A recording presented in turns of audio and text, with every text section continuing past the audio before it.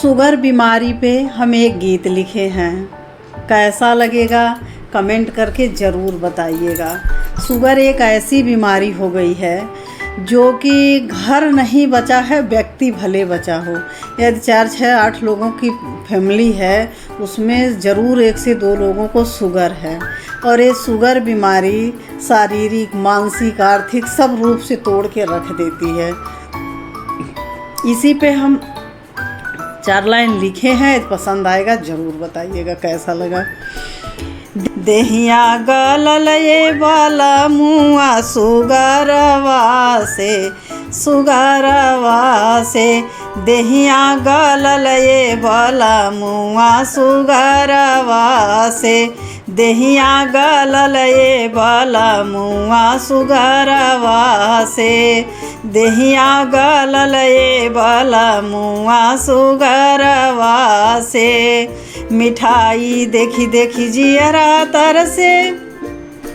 मिठाई देखी देखी जियरा तरसे एक कप चाय हो के जीव लालचे सुगरवा में देहिया गलल ये बाला मुआ सुगरवा से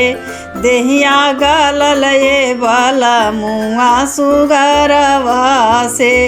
सुगरवा से हो सुगरवा से हो सुगरवा से देहिया गलल ये बाला मुआ सुगरवा से अमवा देखी देखी जियरा तरसे अमवा देखी देखी जियरा तरसे अमवा देखी देखी जियरा तरसे एक ठोके रवो के जीव लालचे सुगरवा में देहिया गलल ये बाला मुआ सुगरवा से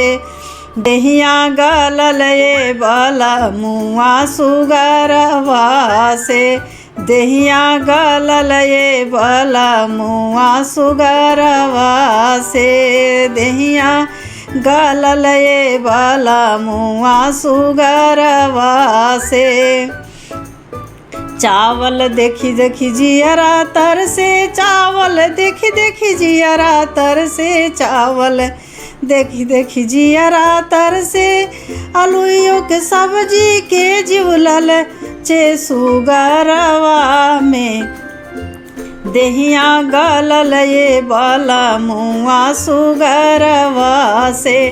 देहिया गलल ये बाला मुआ सुगरवा